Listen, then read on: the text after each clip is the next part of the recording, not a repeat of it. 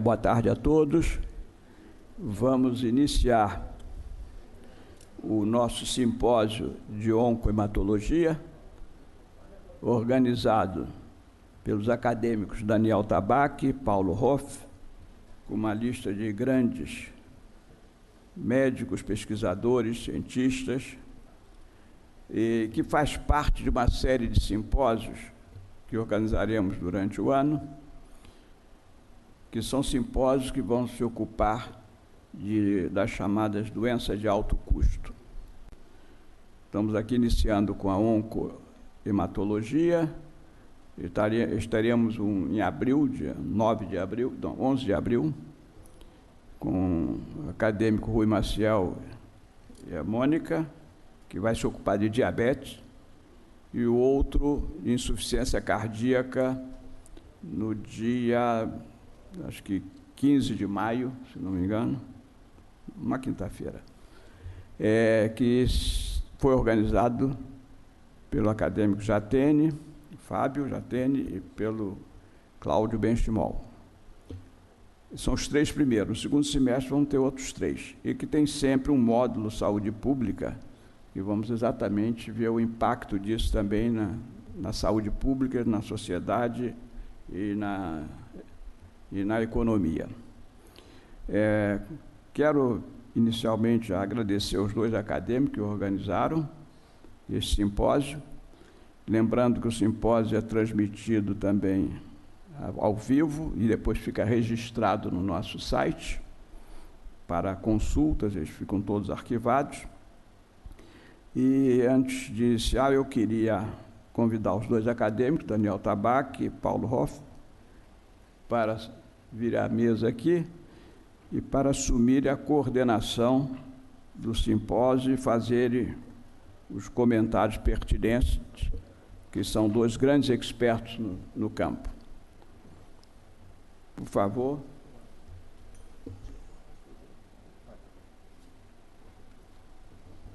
Bom, eu vou passar a palavra aqui, ao Paulo ou ao Daniel? Daniel começa. Daniel, então você pode fazer a introdução aí e depois conduzir os trabalhos em parceria com o Paulo Hoff aqui. Muito obrigado.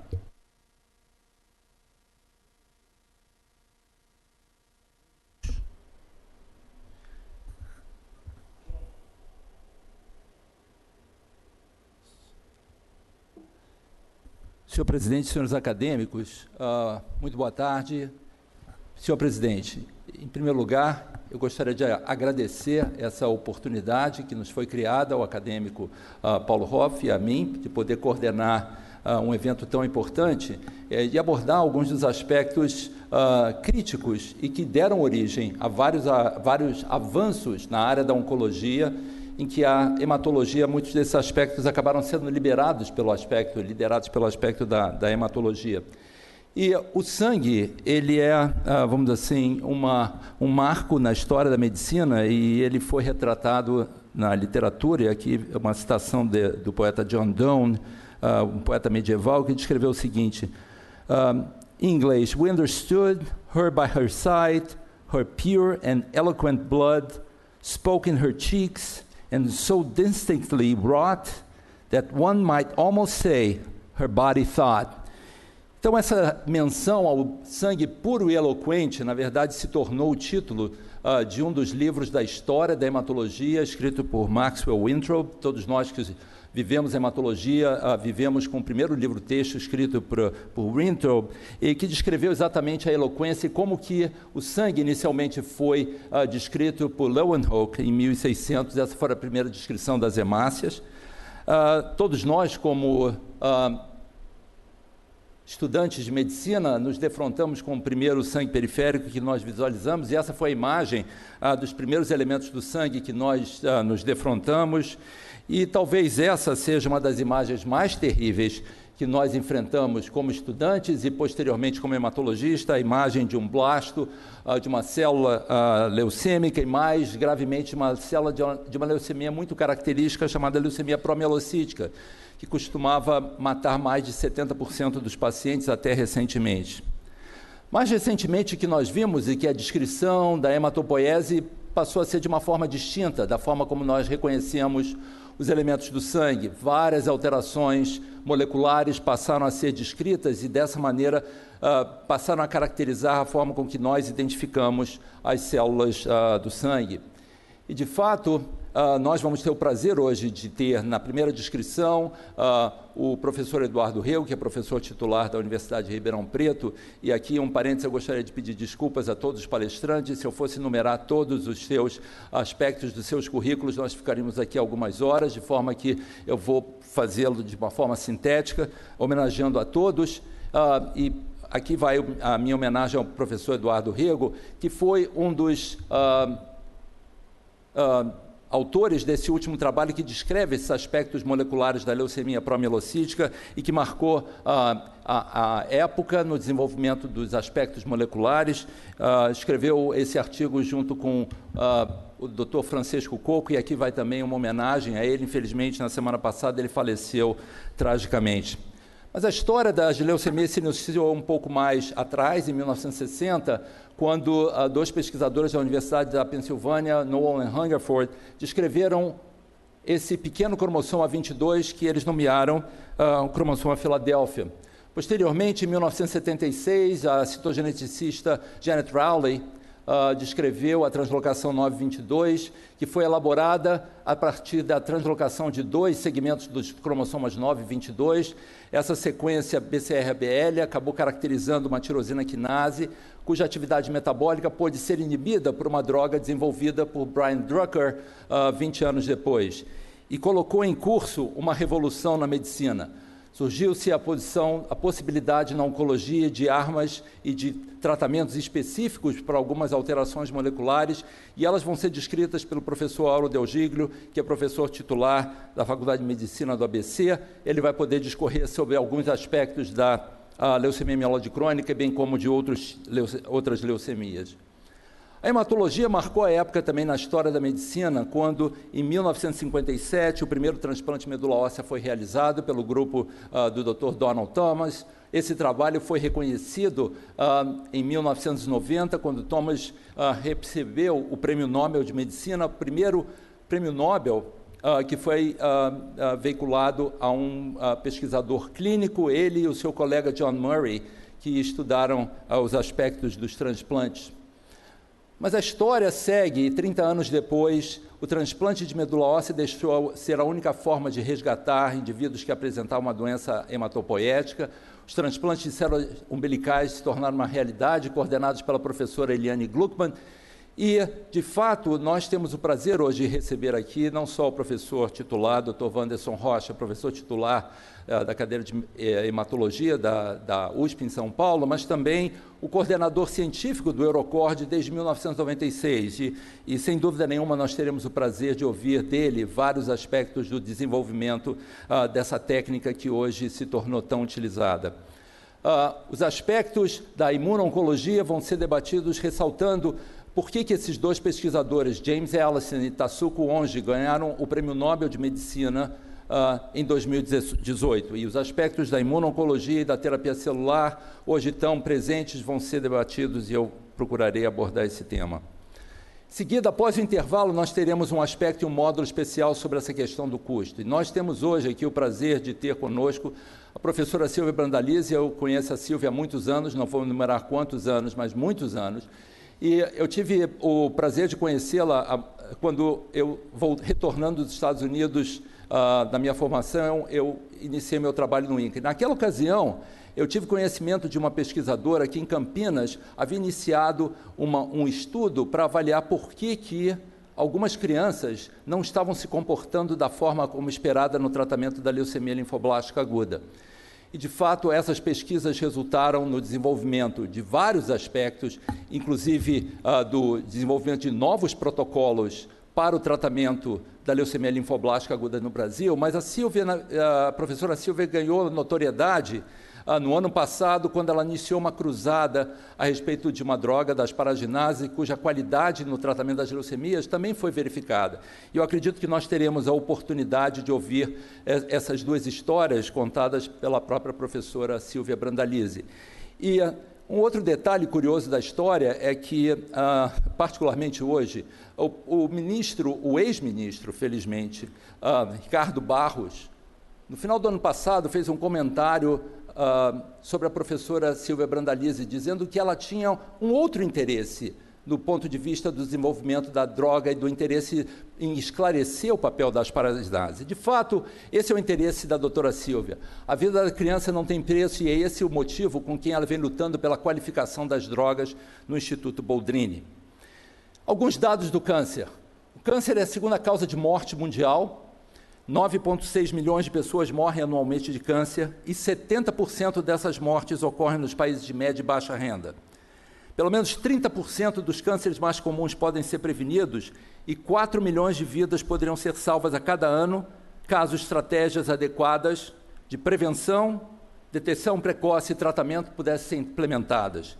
Há um custo total anual, hoje, do câncer de mais de $1 trilhão. Como avaliar essa questão? Quer dizer, como avaliar se isso de fato é um custo ou se isso é de fato um investimento em saúde? Bem, nós precisamos resolver essa equação e que nós conseguimos entender que valor é o resultado da relação entre o benefício e o custo. E hoje, as drogas usadas no tratamento do câncer têm um custo extremamente elevado. Esse trabalho, essa análise foi publicada pelo NHS na Inglaterra mês passado, em que eles tentaram, de alguma maneira, estabelecer uma estratégia. Agora, conversando com o acadêmico Paulo Hoff, nós soubemos que algumas dessas estratégias têm sido consideradas. A ideia de fazer o custo dos medicamentos ser baseado de acordo com os resultados, e algumas das estratégias são interessantes, ou seja, em que haveria, possivelmente, uma redução do preço das drogas baseadas nos resultados obtidos no tratamento desses pacientes, e que isso, de alguma maneira, seria negociado através com a indústria farmacêutica. A questão é se isso seria possível aqui no Brasil.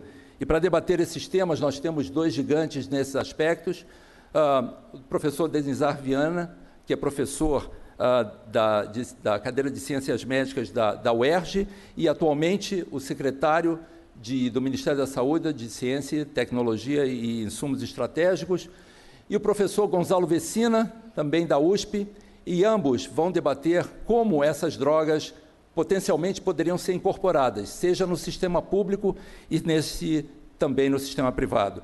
E sem mais delongas, eu gostaria de finalizar dizendo, essa é uma frase de Einstein, dizendo o seguinte: se eu tivesse 1 hora para resolver um problema, eu gastaria 55 minutos pensando sobre o problema e 5 minutos pensando sobre as soluções. Felizmente, nós temos 4 horas, nós temos 30 minutos para os debates, e eu não vou me estender mais aqui e convidar o professor Rego para fazer a sua apresentação. Obrigado.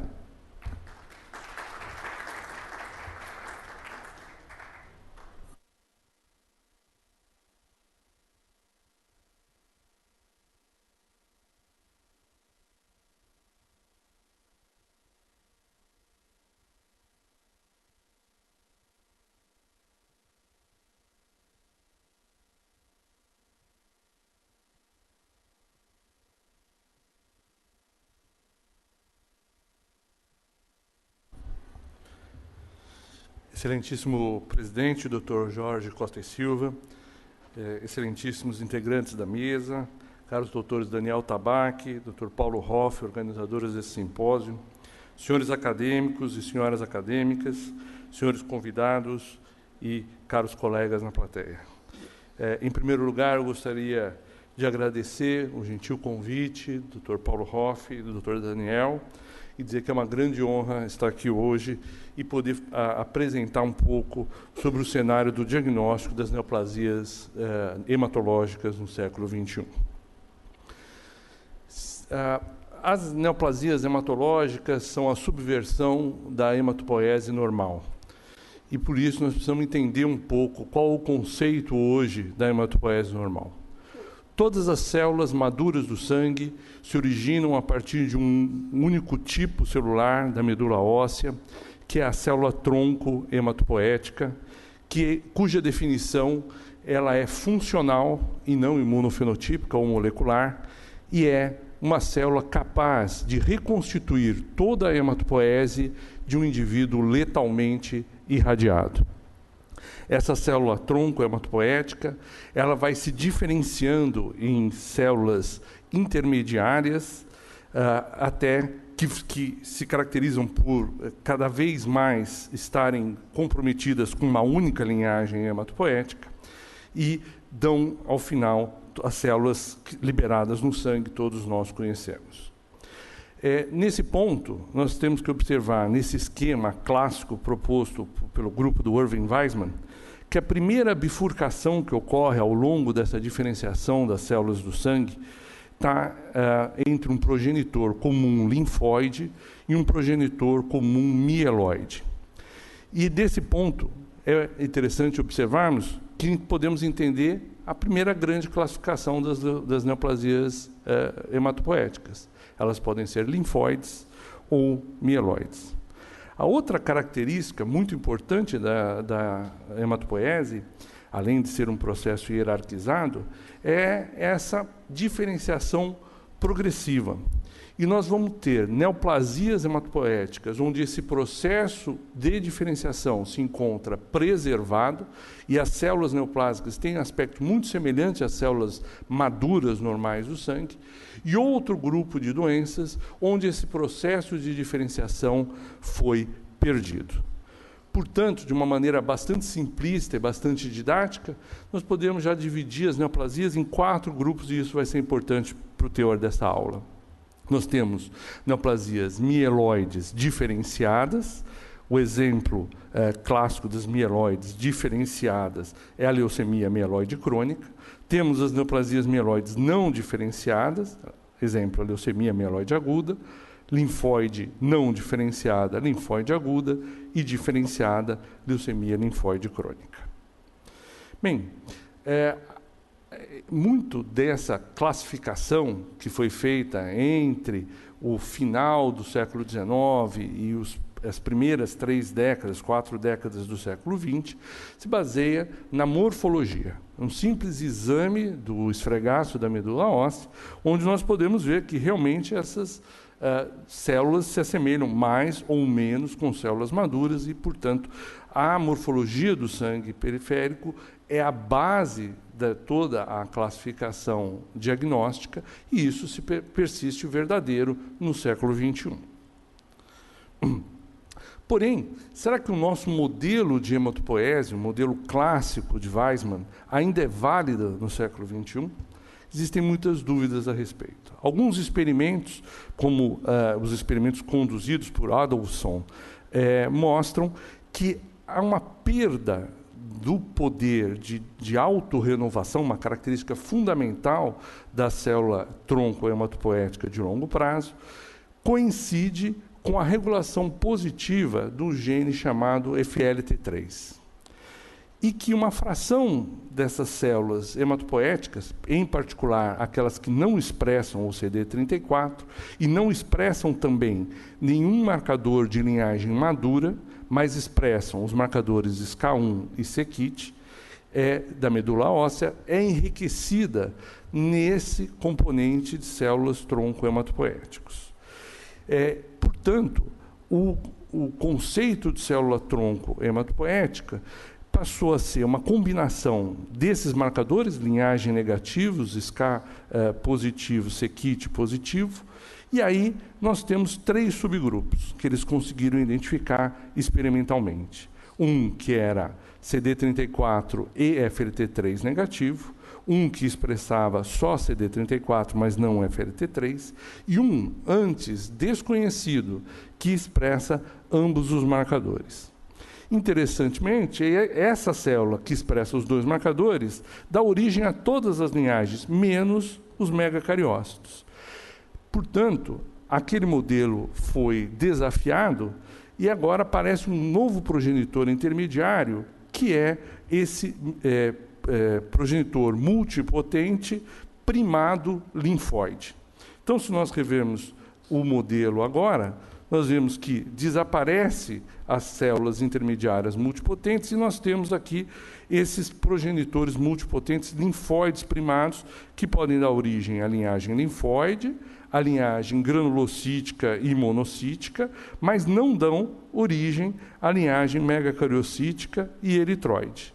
Isso tem uma importância do ponto de vista diagnóstico? Sim, muito grande, porque a identificação desse novo progenitor multipotente justifica algo que nos desafiava como clínicos e citologistas, que eram as leucemias de linhagens ambíguas, onde nós temos células que apresentam tanto características mieloides como linfóides de grau variável. E também reforça a ideia de que as leucemias que mantêm a diferenciação se originam a partir de progenitores mais primitivos, capazes da diferenciação, então, em todas as linhagens hematopoéticas. Acabou aí a história? Não.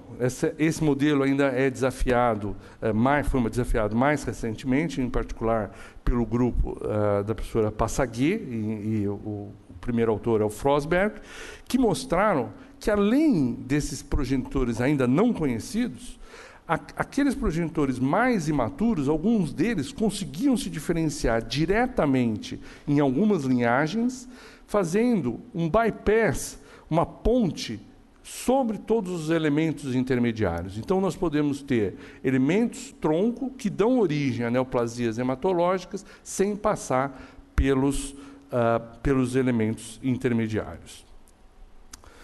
Bom, então, esse é o modelo hoje da hematopoese, ainda em discussão entre os dois últimos que eu apresentei, mas voltando um pouco ao século XX, nós vamos entender que o diagnóstico das neoplasias hematopoéticas teve a primeira grande revolução com a introdução dos anticorpos monoclonais por César Kohler e Milstein, e que foi o motivo pelo qual eles ganharam o Prêmio Nobel de 1984.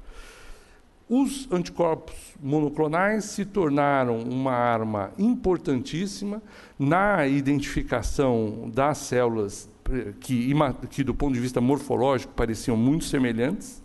E, a partir daí, o desenvolvimento também de equipamentos capazes de identificar a marcação por esses anticorpos monoclonais com vários marcadores ao mesmo tempo, em particular a citometria de fluxo, incorporou no diagnóstico das neoplasias hematológicas a imunofenotipagem como uma forma de definir a linhagem, mieloide, linfóide, megacariocítica, eritroide, assim por diante, e o estágio maturativo, onde nós conseguimos identificar, então, células que são mais ou menos diferenciadas com uma precisão muito maior. Essa figura mostra, por exemplo, a combinação de marcadores, cada um desses marcadores recebe um CD na frente, que vem do cluster de diferenciação, e aí as diferentes marcações que nos permitem, então, entender o processo de diferenciação no aspecto imunofenotípico. E a segunda grande revolução, que o senhor Daniel Tabak já se referiu, foi a identificação de alterações genéticas específicas, que começou, então, em 1960, por Noah e Rutherford, com a identificação da translocação entre os cromossomos 9 e 22, gerando um diminuto cromossomo anômalo, que está aqui indicado pela seta, que ficou conhecido como cromossomo Filadélfia, e é o marco diagnóstico dessa doença, que é a leucemia mieloide crônica. Bem, da década de 60 aos dias de hoje, houve uma profusão de identificação de novos marcadores. Então, nessa figura, nós vemos a linha do tempo e a descrição dos diferentes rearranjos gênicos e mutações que foram sendo descritas, e aqui exclusivamente no braço mieloide. Então, nós passamos de uma identificação clássica, o BCR-ABL em 1960, a 51 alterações só no ramo mieloide em 2015. Bem, com esses instrumentos, então, a gente pode dizer que o diagnóstico das neoplasias hematopoéticas, na atualidade, ele é uma combinação de 4 componentes com pesos diferentes de acordo com o tipo de neoplasia. Sempre a clínica e a citologia, essas estarão sempre presentes na rotina do hematologista, mas agora a imunofenotipagem, da identificação da linhagem, da maturação, de alguns marcadores específicos que têm associação com prognóstico ou com determinado procedimento, As alterações genéticas, sejam elas do caráter cromossômico, na citogenética clássica, ou através da biologia molecular, com fusões entre genes, mutações de diferentes tipos, e agora também as alterações epigenéticas, onde nós não temos a alteração do código do DNA, mas temos alterações do padrão genético. Então, nós podemos ter, em algumas situações, a suspeita clínica desencadeia, em primeiro lugar, o screening genético, e depois, então, a partir disso, a identificação de uma terapia-alvo, e para outros casos, onde os screenings genéticos vão ser uma confirmação de uma suspeita feita através da análise citológica e imunofenotípica do sangue. Além da possibilidade da terapia-alvo, baseada nas alterações genéticas, nós vamos ver também que a estratificação prognóstica dessa doença é, em grande parte, baseada em alterações genéticas e podem ajudar na identificação de qual é a melhor terapia, baseado no risco de cada doença. Bem, agora eu vou passar por um grupo de doenças, quer dizer, dentro daqueles 4 que eu mostrei para vocês, eu vou me ater aqui no grupo de doenças onde nós não temos diferenciação, que são o grupo das leucemias agudas.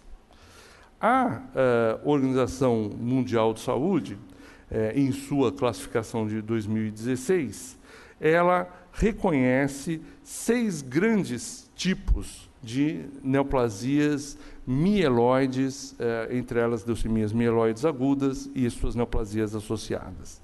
São elas as associadas a alterações genéticas de repetição, muitas vezes se usa incorretamente a tradução como recorrentes, mas essa, acredito, seja a melhor tradução do termo. As alterações associadas a mielodisplasias, as leucemias agudas, leucemias mieloides agudas, onde o paciente recebeu um tratamento quimioterápico anterior, o sarcoma mieloide, que é um tumor sólido, composto por células mieloides imaturas, proliferações mieloides específicas associadas à síndrome de Down, uma entidade que durante algum tempo ficou classificada entre os linfomas, que é a neoplasia de células dendríticas. As células dendríticas fazem parte, são um estágio da evolução monocítica das células, e por isso que ela voltou aqui. Então, as neoplasias de células dendríticas, blásticas, plasmocitoides, e, naturalmente, um outro grupo, que é aquele que nós não conseguimos classificar nos anteriores. De todos esses grupos, o mais importante é o primeiro, associado a alterações genéticas de repetição, e que hoje nós conseguimos alguma coisa em torno de 60% a 70% dos casos nós conseguimos classificar dentro desse grupo. E aqui nós temos as alterações genéticas que são reconhecidas como diagnósticas, ou seja, o diagnóstico dessa forma de doença só pode ser feito diante de alguma forma de comprovação, uma metodologia de comprovação de uma alteração genética aqui listada.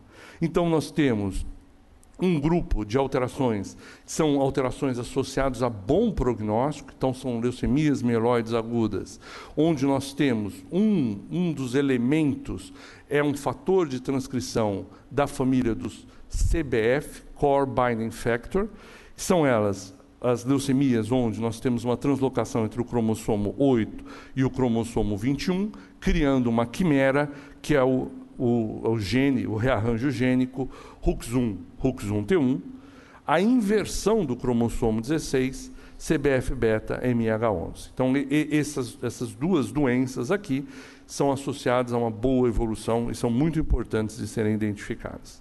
Nós temos uma doença muito própria, que é a leucemia promielocítica aguda, que deriva, em 98% dos casos, da translocação entre os cromossomos 15 e 17, com rearranjo gênico PML rara, que é uma doença que foi descrita em 1956 e que chamava a atenção já na sua primeira descrição pelo seu caráter rapidamente fatal, associado a uma coagulopatia grave e com células que eram semelhantes a promielócitos. Também de prognóstico mais favorável e de descrição bem mais recente, São leucemias mieloides agudas, onde há uma mutação no gene NPM1, e as mutações bialélicas envolvendo o gene CEBP-alfa. As demais aqui listadas são, de maneira geral, associadas a prognóstico muito reservado e são de uma frequência menor em relação às que eu já citei. Observem que as duas últimas são consideradas entidades ainda provisórias, que são as leucemias mieloides agudas com a translocação 922-BCR-ABL e que não derivam da evolução da leucemia mieloide crônica, e o grupo onde há a mutação de um gene denominado RUX1.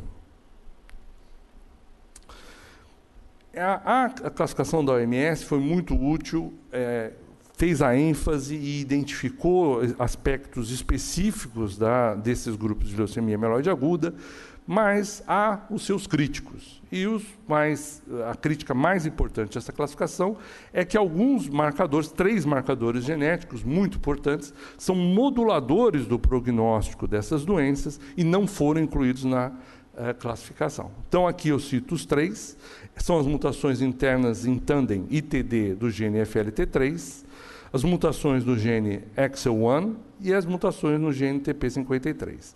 Como podem ver nas curvas de sobrevidas ilustrativas abaixo, todas essas alterações genéticas são associadas a um prognóstico muito reservado. E mesmo na presença de uma alteração de bom prognóstico, quando nós temos também uma dessas 3 mutações, o prognóstico deixa de ser favorável e passa a ser bastante sombrio. Tentando incorporar tudo isso, nós temos a classificação do European Leukemia Net, que é, então, uma classificação que tem um cunho mais clínico, que visa ajudar o hematologista a fazer decisões clínicas baseadas nessas alterações. E aí nós temos, então, 3 grupos bem claros: o favorável, o intermediário e o desfavorável.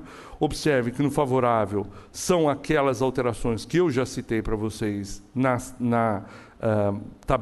tabela 2 slides atrás, mas que incorpora também os moduladores do prognóstico. Então, realmente, uma leucemia mieloide aguda com cariótipo normal, NPM1 mutado, tem um bom prognóstico, desde que não haja também a presença da mutação do FLT3 e TD, a mutação do TP53 ou do AXL1. E as mutações bialélicas. Nós temos o grupo intermediário, e aqui eu chamo a atenção para onde aquelas alterações citogenéticas não classificadas em qualquer outro ponto caem aqui no grupo intermediário. E temos, naturalmente, marcadores de mau prognóstico, onde eu devo destacar aqui o cariótipo complexo, que quer dizer onde os blastos são portadores de ao menos 3 alterações genéticas concomitantes. Bom, toda essa classificação, além da importância da fisiopatogênese, ela tem importância clínica. Então, aqui, nessa figura, vocês veem a sobrevida global dos pacientes com leucemia mieloide aguda em anos, de acordo com as alterações. Então, nós temos 2 grupos muito favoráveis aqui, a leucemia promielocítica aguda tratada com ATRA e o CBP-alfa duplo mutante. Um grupo intermediário e um grupo muito desfavorável, e essa curva é o que, na verdade, leva à base daquela proposta do European Leukemia Net. A nossa vida já está complicada o suficiente com todas essas combinações de letras e números e, naturalmente, as alterações genéticas ainda ocorrem concomitantes. Então, nós também temos que interpretar a presença de mais de uma alteração. Na verdade, nesse estudo do grupo holandês, eles demonstraram que, em média, cada célula da leucemia mieloide aguda é portadora de pelo menos 3 mutações diferentes. Existe uma outra forma de vermos essas alterações, que é de acordo com o significado biológico. Então, nós temos as alterações que levam à formação de genes de fusão, mas também há diferentes funções das células, como supressores tumorais, fatores de transcrição e assim por diante. A Organização Mundial de Saúde, em 2016, ainda incorporou a leucemia mieloide aguda com predisposição de células germinativas, uma entidade que antes nós não reconhecíamos, onde nós temos a possibilidade do agrupamento familiar dessa doença. E aí nós temos alterações genéticas onde não existe nenhum outro marcador, apenas a história da família, alterações genéticas e grupos de doenças onde nós temos como história relevante alterações plaquetárias e, finalmente, alterações de predisposição germinativa, onde há alteração de outros órgãos, em particular as falências medulares, e que podem, então, nós termos a evolução para a leucemia mieloide aguda. E, quando não consigo classificar, esse é o grupo da linhagem ambígua. Ela pode ser desde uma leucemia mieloide aguda simplesmente indiferenciada, ou ela pode ter marcadores que devem ocorrer naqueles progenitores primados linfóides mieloides. E elas são classificadas segundo os marcadores genéticos, BCR-ABL e o gene KMT2A, ou segundo marcadores imunofenotípicos, onde nós podemos ter a combinação de marcadores linfóides B ou T com linhagens linfóides. Então, como isso entra na prática do hematologista? Então, diante da suspeita de uma leucemia aguda, o primeiro passo é sempre, além do exame clínico e da história, é a análise morfológica. E nós vamos buscar o instrumento mais fácil e barato de analisarmos, que é a citologia, e vamos buscar a presença dos bastonetes de Auer, que são patognomônicos de leucemia mieloide, portanto, do comprometimento mieloide da doença, e usamos também uma técnica simples, que é a citoquímica, que é a coloração por uma enzima presente nos blastos mieloides, a mieloperoxidase. Havendo a presença ou do bastonete de Auer ou indícios de diferenciação mieloide, a minha segunda pergunta, seriam esses blastos promielócitos, eles se assemelham a promielócitos? Então, e aí vocês têm uma gravura, né? São células muito granulares, onde o contorno do núcleo está borrado, e você tem muitas vezes células que têm mais de um bastonete de Auer, como essa célula que aqui aponto. Se for, isso é uma suspeita de uma leucemia mieloide aguda e, mais especificamente, de uma leucemia promielocítica aguda. Trata-se de uma emergência hematológica. Esse indivíduo deve ter imediatamente receber o ácido all-transretinóico, que é a droga-alvo aqui, e eu devo providenciar a pesquisa do rearranjo gênico característico, que é o PML-RARA. Ele continua, isso eu preciso ter esse resultado mais rápido, mas o indivíduo continua recebendo o ATRA, saindo a confirmação da presença do rearranjo gênico, eu então continuo o tratamento, quer seja acrescentando o trióxido de arsênico, quando isso é possível, ou um agente antracíclico. Se isso não é verdade, eu vou ter uma leucemia mieloide aguda não promielocítica. Mas eu mencionei aqui que a leucemia promielocítica aguda é uma emergência médica. E por quê? Por conta da coagulopatia associada a essa forma de doença. Esses pacientes frequentemente se apresentam com sangramentos graves, sistema nervoso central, tratamento gastrointestinal e assim por diante. E isso deriva de uma fisiopatogênese bastante complexa, mas que aqui eu gostaria de destacar uma grande expressão do fator tecidual pelos blastos leucêmicos, que levam a uma ativação da cascata de coagulação e uma coagulação intravascular disseminada, e, ao mesmo tempo, um aumento da fibrinólise por conta da expressão, em particular, dessa molécula, da anexina 2, que funciona como um catalisador da formação de plasmina. Então, nós temos uma difícil combinação, onde nós temos tanto sangramento quanto trombose exacerbadas. Essa trombose, ela é, na verdade, uma trombose microvascular, então o quadro clínico predominante é o de sangramento. E o que importa é que o ATRA, o ácido all-transretinóico, é capaz de reverter a alteração da coagulopatia associada à leucemia promielocítica aguda. E por quê? Porque, por conta da translocação entre os cromossomos 15 e 17, nós temos a formação, então, dessa proteína de fusão PML-RARA, que é uma proteína que interfere na ação das proteínas nativas, tanto PML, que é uma proteína envolvida na regulação da apoptose, e a supressão da sua atividade pela proteína rearranjada leva à imortalização da célula, como por sua posição receptora do ácido retinóico, que é um poderoso regulador da transcrição gênica. Então, a PML rara, ela, por interferir com o PML normal, causa a imortalização, por interferir com a via retinoide, reprime a transcrição de genes associados à diferenciação mieloide e causa bloqueio dessa diferenciação. Além disso, estudos mais recentes, em particular do grupo do professor Hugues Deté, mostram que, além da perda de função do PML do rara, há um ganho de função anômalo mediado pelo PML rara. O que o ATRA faz é induzir a degradação dessa proteína anômala, PML rara, através da via do proteossoma. Ao degradar a proteína de fusão, ele libera essa repressão anormal e o blasto, então, se diferencia, segue no processo de hematopoese, ou o trióxido de arsênico, que causa a degradação da proteína através da sumolação. Bem, e se o caso for uma leucemia mieloide aguda não promielocítica? Então, eu vou buscar os marcadores fundamentais de bom prognóstico. O RUX1-T1, CBF-beta-MMH11, NPM1 e o CBPA alélico, bem como as mutações daqueles modificadores do prognóstico. Fazendo essa pesquisa, eu vou fazer a indução clássica, onde, se houver a presença do FLT3, eu posso adicionar um inibidor do FLT3, a amidostaurina, ou, se não houver, eu sigo com a indução.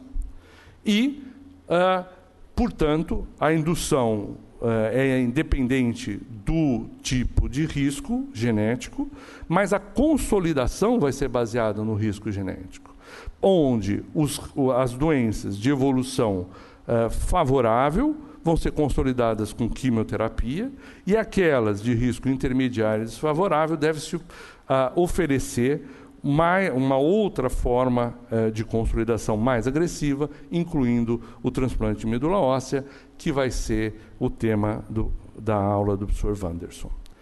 Essas recomendações são baseadas em diferentes grupos. Nessa tabela eu mostro apenas os resultados da sobrevida livre de recaída e sobrevida global de pacientes tratados ou com quimioterapia ou com transplante, mostrando, então, que realmente para o grupo favorável não precisamos do transplante, mas para os grupos intermediário e desfavorável, isso passa a ser muito importante. Bom, e se eu não consigo identificar, se não é uma leucemia mieloide aguda, bem, aí eu vou colher a imunofenotipagem, o cariótipo, e vou fazer a pesquisa do rearranjo BCR-ABL, que vai definir a necessidade ou não do uso de um inibidor de tirosina quinase. Se eu não consigo definir isso de uma forma clara, eu vou ter que usar um painel de imunofenotipagem com marcadores que vão me definir isso de uma forma clara. Então, dentro das LLAs, eu vou poder ter dois grupos claros, pH negativo ou pH positivo, onde eu vou utilizar para indivíduos mais jovens protocolos baseados nos protocolos da pediatria, em indivíduos mais velhos, esquemas menos tóxicos, e para os indivíduos que têm pH positivo, sempre quimioterapia associada a um inibidor de tirosina quinase. Concluindo, os marcadores e as alterações genéticas são hoje essenciais para a identificação das doenças neoplásicas hematológicas e definem tratamento. Elas também são essenciais na compreensão da patogênese, onde nós já sabemos que mutações diferentes têm contribuições diferentes para a patogênese, e os marcadores mais ou menos recapitulam a hematopoese normal. Como perspectiva, naturalmente, nós já temos hoje terapias-alvo, como eu citei, a amidostaurina para o FLT3, temos novos inibidores vindo ao mercado, e para o futuro, esses marcadores continuarão sendo utilizados nas novas terapias. Então, temos a identificação de novas entidades, como semelhantes a pH, e vamos ter também marcadores para novas terapias, como o CAR-T-cell, que é o tema da aula do Dr. Daniel Tabak. Eu gostaria de encerrar agradecendo as instituições que me abrigam e que têm apoiado os meus estudos, em particular nesse último ano. Muito obrigado. Obrigado, professor Rego. Continuando, eu gostaria de convidar o professor Auro Deogíglio, professor titular de Hematologia e Oncologia da Faculdade de Medicina da Fundação do ABC, em São Paulo, para continuar falando sobre os recursos atuais, tratamento das neoplasias hematológicas, concentrando em quimioterapia e terapias-alvos. Professor Auro.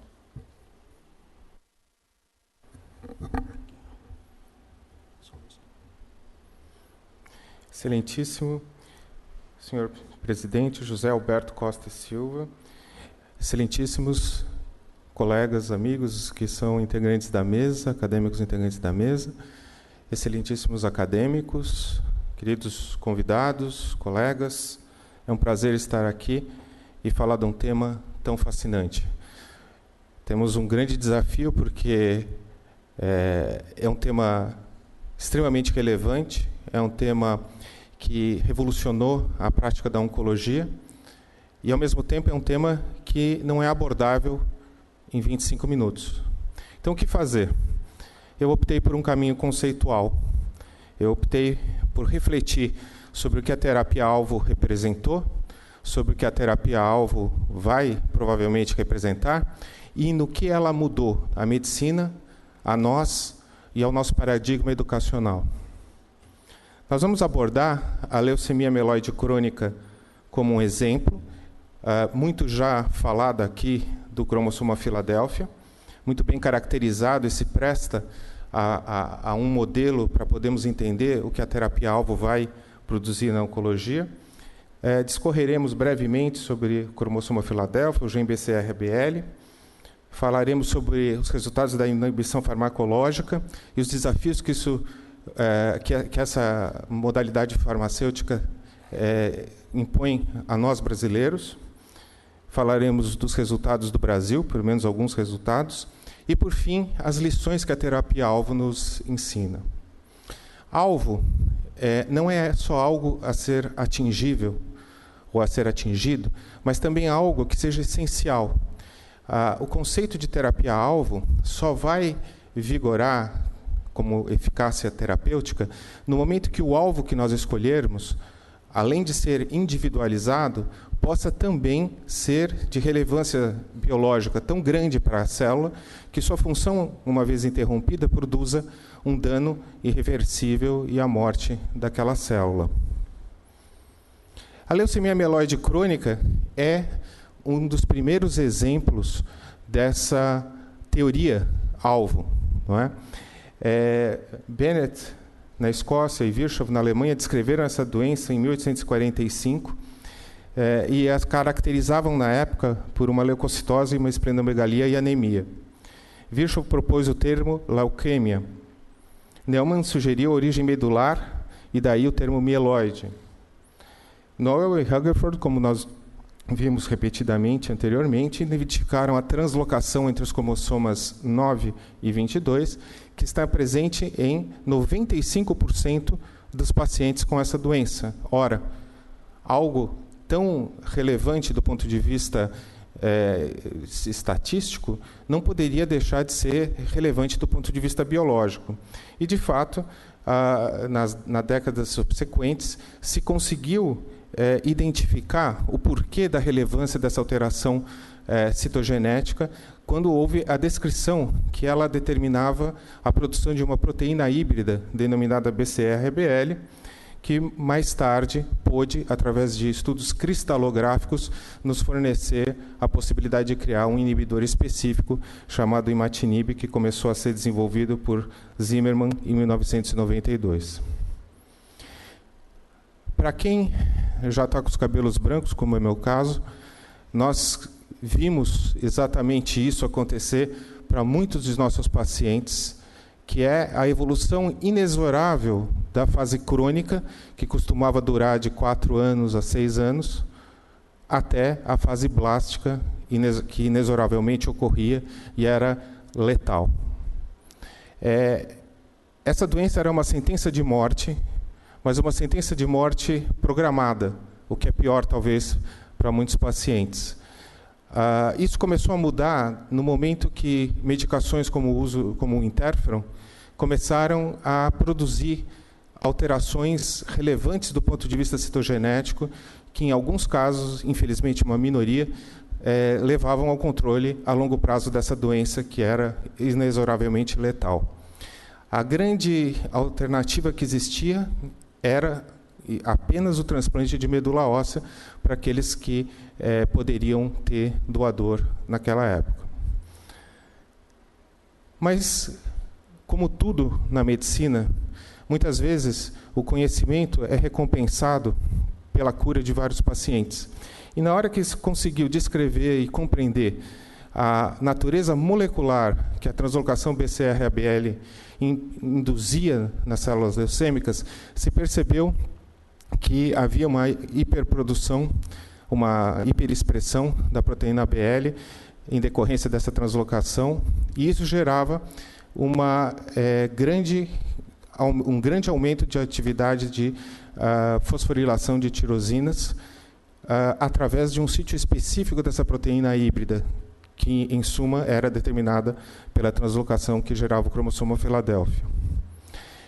Essa alteração, através de estudos cristalográficos, permitiu a escolha de dentre muitos inibidores, no caso o imatinib, cujas características farmacológicas e farmacodinâmicas eram favoráveis no sentido de se produzir inibição dessa proteína sem danos tóxicos ou em doses onde os danos tóxicos não eram tão relevantes. E vejam algo que é como se fosse um milagre acontecendo. A curva de sobrevida dessa doença quase que aplanou. E nós estamos falando aqui apenas do uso farmacológico de uma droga que passava especificamente a inibir o sítio catalítico tirosinoquinase de uma proteína que fora poucos anos estudada, caracterizada e que nos rendeu tamanho lucro clínico, por assim dizer. Só para que vocês tenham uma perspectiva, vejam, ao longo dos anos, o que significa uma doença letal, geralmente só tratável por transplante de medula ou curável por transplante de medula naqueles que tinham doador e idade para isso. E agora passamos a uma doença crônica compatível com uma sobrevida quase igual à sobrevida de uma pessoa sem essa doença. Isso pode ser entendido por alguns como um milagre e por outros como produto do estudo aprofundado molecular e das vantagens que o estudo aprofundado molecular de uma doença pode nos produzir. Infelizmente, tudo não são rosas. Alguns pacientes recaem, alguns pacientes deixam de tomar o remédio. E aí, obviamente, novamente, o estudo aprofundado das razões que levam às falhas nos permitem a criação de novas estratégias, como, por exemplo, novas drogas que produzem remissões moleculares em taxas maiores do que o imatinib, drogas que podem bloquear determinadas mutações que são ou tornam o imatinib inativo e, por fim, o verdadeiro sonho, que é, em 50% desses pacientes, poder almejar parar o remédio e conseguir com que eles fiquem livres do remédio e da doença por um tempo relativamente prolongado. É o que vemos nesse diapositivo, onde cerca de 50% dos pacientes que tinham uma resposta molecular completa, após 3 a 4 anos tomando o remédio, quando suspenso esse remédio, se mantiveram em remissão, e os demais voltaram à remissão quando perderam a remissão e o remédio foi reiniciado. E no Brasil, como nós estamos? Esse é um pequeno estudo que foi feito no nosso serviço pela doutora Patrícia, infelizmente falecida há poucos anos atrás. E a doutora Patrícia descreveu 63 pacientes consecutivos com LMC em uso de imatinib do ambulatório dela, que ela fez um ambulatório só para tratar essa doença no nosso centro. E dentre esses 25 pacientes, 25 falharam ao tratamento. Alguns falharam por intolerância, outros porque tiveram progressão, e 50% dos pacientes conseguiram ser resgatados. Mas os resultados não são bons. Os nossos resultados não são iguais aos da literatura. Isso é um desafio. Por que os nossos resultados não são bons? Bom, nós, olhando para trás, percebemos que nós tratamos pacientes muito graves, muitas vezes mais graves que a média da literatura, e nós tivemos múltiplas interrupções do fornecimento do remédio, o que mostra como, talvez, a gestão da saúde numa doença hoje altamente controlável pode impactar na curva de sobrevida se não feita uma gestão extremamente cuidadosa. E o que nós podemos, então, aprender de tudo isso que nós vivenciamos? Primeira coisa, eu sou hematologista e sou oncologista, mas eu digo para vocês e digo para todos os meus alunos que a hematologia antecede a oncologia de tumores sólidos em 10 anos. Se nós quisermos ver o que vai acontecer com a oncologia, olhamos para a hematologia hoje e daqui a 10 anos vamos estar vendo a mesma coisa na oncologia de tumores sólidos. É impressionante como a hematologia se antecipa na parte oncológica. A outra coisa muito interessante é que a abordagem a nível molecular das doenças pode desconstruir completamente a nossa visão anatômica. Nós podemos tratar com o mesmo remédio um tumor sólido e um tumor hematológico. Então, como é que o médico do futuro vai se especializar? Ele vai ser especialista no remédio ou ele vai ser especialista no órgão? A terapêutica sempre ganha. Provavelmente, nós vamos desconstruir nosso relacionamento com as atuais especialidades para especialidades funcionais do ponto de vista farmacológico. A outra coisa é que essa abordagem molecular, ela gera tantos dados, mas tantos dados, que é impossível o cérebro humano lidar com isso. Nós precisamos de redes de bioinformática, algoritmos específicos para lidar com esse Big Data gerado por esses conhecimentos, para que nós possamos reconhecer padrões e que isso possa ter uma utilidade clínica. Isso muda a medicina. Na medida em que nós começamos a lidar com Big Data, seja na área da biologia molecular relacionada à oncologia, esses conhecimentos vão impactar na medicina inteira. E, por fim, quem vai ser o médico do futuro que vai ter que trabalhar com esse tipo de situação? Vai ser um bioquímico? Onde está a medicina? Só para exemplificar algumas dessas dinâmicas, essa é uma experiência preliminar do nosso grupo com o uso do gefitinib em tumores de pulmão. Apenas para mostrar para vocês que 10 anos, 15 anos depois, em tumores sólidos, se pode utilizar a terapia-alvo exatamente como se fez na hematologia 10 anos antes. Aqui é um outro exemplo da utilização do HER2, do anti-HER2, do Herceptin, trastuzumab, numa paciente com câncer de mama localmente avançado. Aqui é uma das coisas mais fascinantes que a terapia-alvo está fazendo, essa desconstrução do paradigma anatômico das especialidades médicas.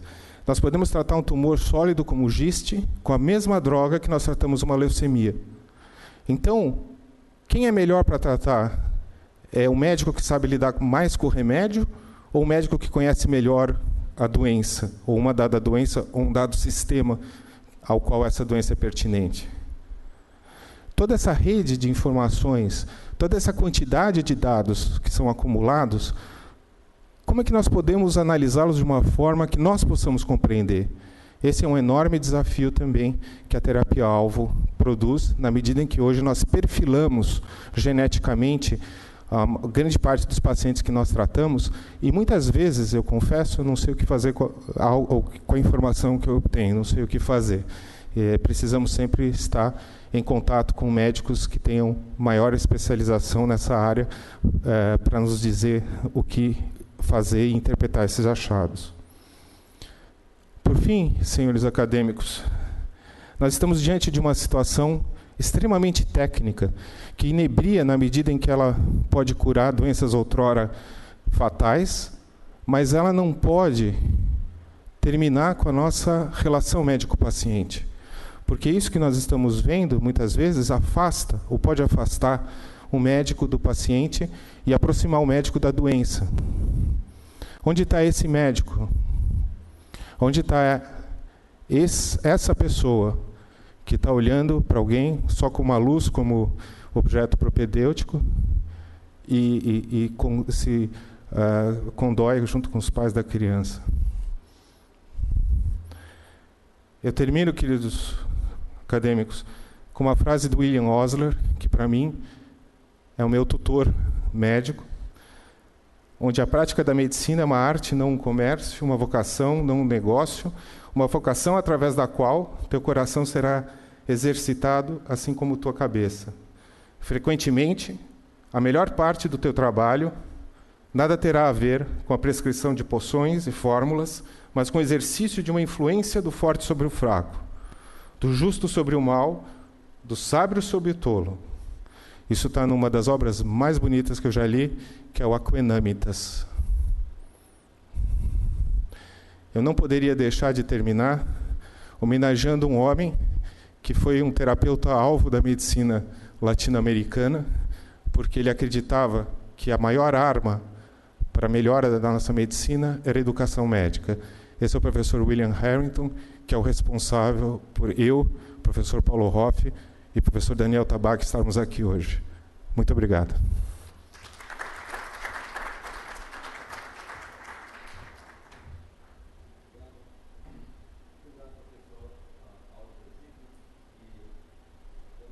Então, dando sequência, eu gostaria de convidar o professor Wanderson Rocha para nos falar sobre os aspectos do desenvolvimento e a sua utilização do transplante de medula óssea.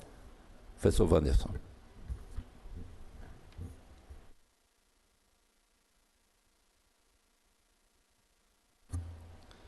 Boa tarde, excelentíssimo presidente Jorge Alberto Costa e Silva, integrantes da mesa, doutor Daniel Tabac e professor Paulo Hoff, que são os organizadores desse simpósio, senhores acadêmicos e senhoras acadêmicas, senhores convidados, senhoras e senhores. Eu estou muito honrado com este convite para falar sobre uma das especialidades dentro da hematologia, atualmente também chamado de terapia celular, já que o transplante de medula óssea, é realmente a terapia celular iniciada há mais de 40 anos atrás. O que tem de novo na terapia celular ou no transplante de células-tronco ou células progenitoras hematopoéticas? Pois bem, eu começo com um caso clínico, um caso típico, uma jovem de 26 anos, natural de Jacobina, que veio com um quadro de astenia, dispneia, uma queda do estado geral, e ao exame clínico estava hipocorada, com fígado palpável e um baço palpável, e um hemograma que mostrava uma anemia, a presença de blastos no sangue periférico e uma diminuição também das plaquetas. Foi feita, então, a investigação inicial, um mielograma, onde um aspirado medular com uma medula hipercelular com 45% de blastos. Estas são as células vistas ao mielograma, com o diagnóstico final de uma leucemia linfóide aguda, LLA, uma pré-T, Filadélfia negativo, já que não se detectava a presença do cromossoma Filadélfia neste caso. Devido a ser uma leucemia uma leucemia T, ela foi classificada como alto risco. Seguiu um tratamento quimioterápico, eu não vou entrar em todos os detalhes, e em outubro de 2017, a doença estava residual mensurável, ainda era positiva, seguiu com mais quimioterapia para ir para um transplante com uma doença residual negativa, e este era o objetivo de levar essa paciente para um transplante de medula óssea, já que era uma paciente que não tinha chances de cura somente com a quimioterapia. E aí deparamos com o fato: quem será o doador desta paciente? É uma paciente que não tem um doador aparentado, já que ela tinha irmãos, mas de um casamento primeiro, onde ela era somente uma filha única, não tinha doador não aparentado, quer dizer, dentro de registros, e as possibilidades são doadores chamados alternativos, tanto sangue de cordão umbilical quanto haploidêntico. Quais são essas novas estratégias dentro do transplante de medula óssea? Pois bem, antes de falar do transplante em si, eu vou falar muito sucintamente, já que o professor Rego falou dessa definição de células-tronco hematopoéticas, que cada órgão possui o seu compartimento de células-tronco, e dentro do compartimento hematopoético essas células estão em todos os ossos do organismo. É claro que os de fácil acesso são os ossos da crista ilíaca, e a hematopoese nada mais é do que toda a autorrenovação e a proliferação e diferenciação das células-tronco hematopoéticas que ocorrem na medula e que vão cair na circulação sanguínea. Então, todas essas células que estão no sangue, na realidade, são provenientes de uma célula-mãe que a gente consegue detectar atualmente, quantificando essas células por células chamadas CD34, em que essas células estão se diferenciando, renovando dentro da medula óssea para formar as células do sangue. Pois bem, uma vez que a gente sabe onde essas células estão localizadas, qual é o histórico, como começou o transplante de medula óssea.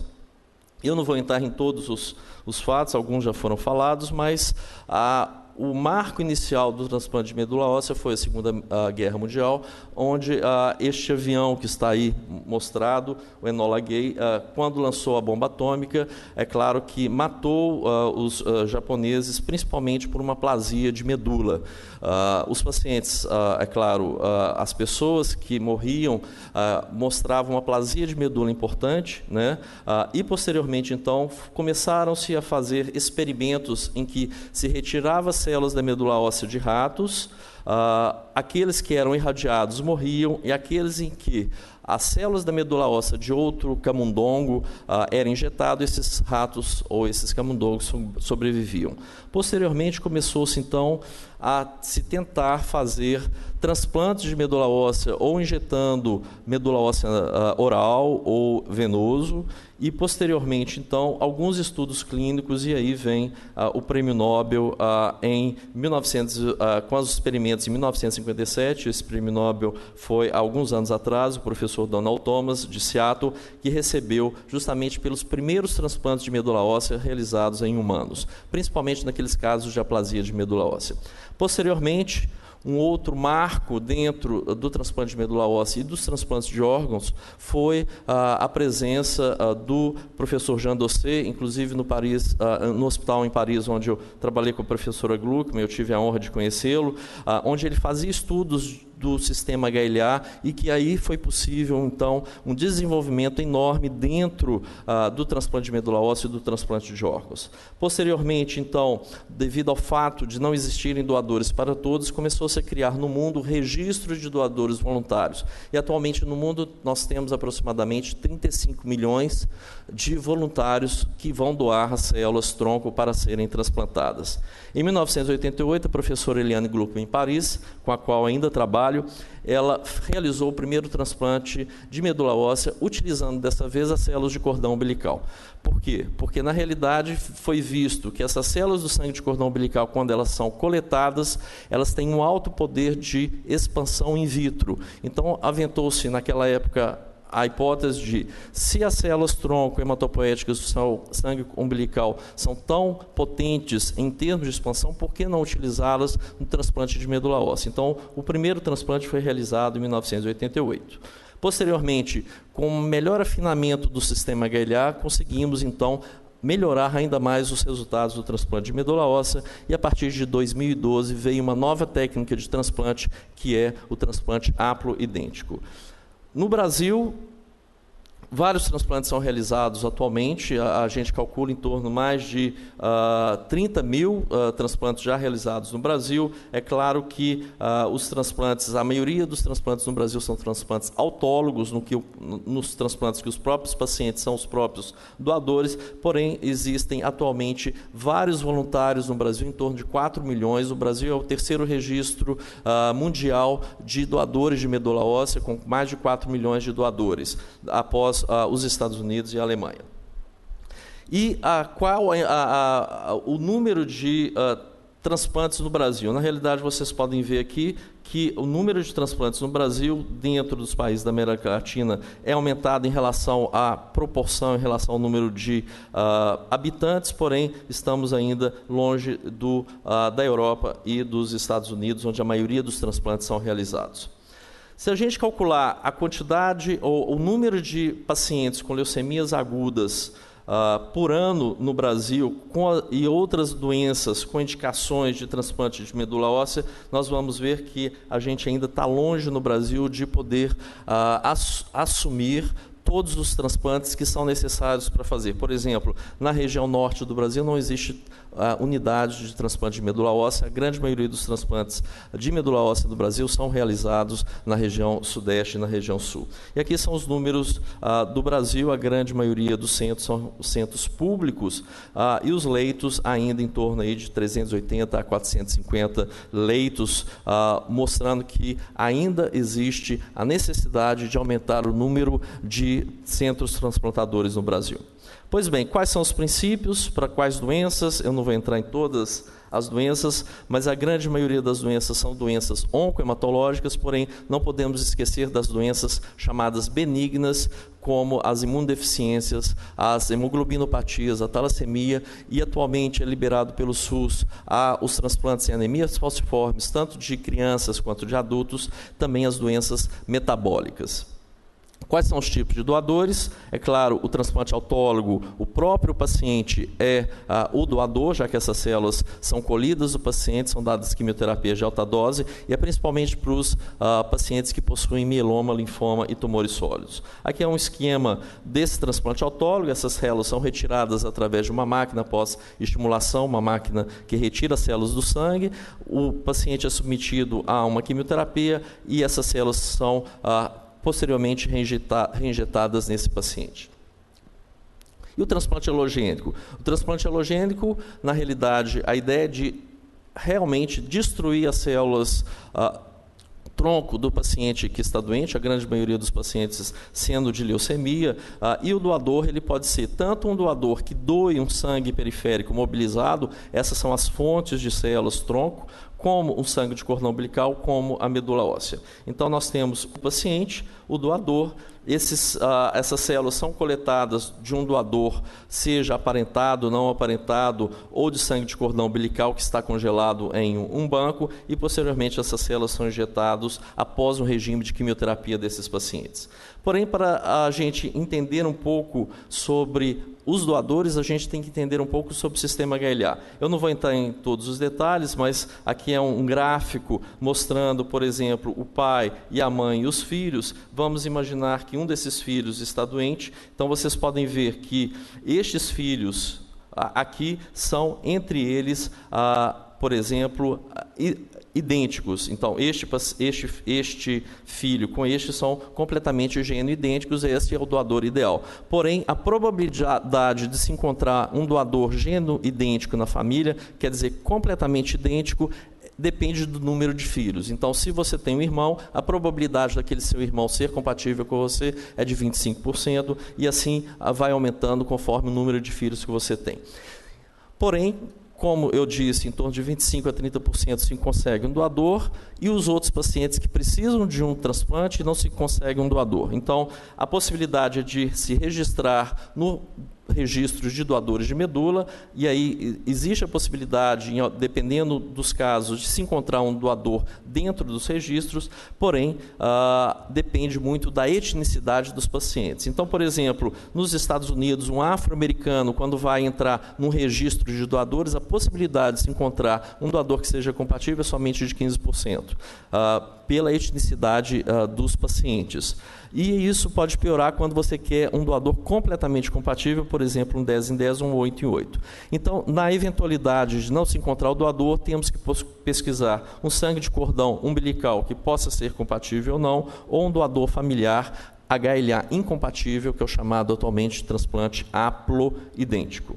Então, essa paciente, ela não tinha um doador HLA idêntico, ela foi... nós entramos o HLA dela dentro do registro nacional de doadores de medula óssea para se tentar conseguir um doador idêntico. E qual a probabilidade, então, de se encontrar para um paciente brasileiro um doador não aparentado?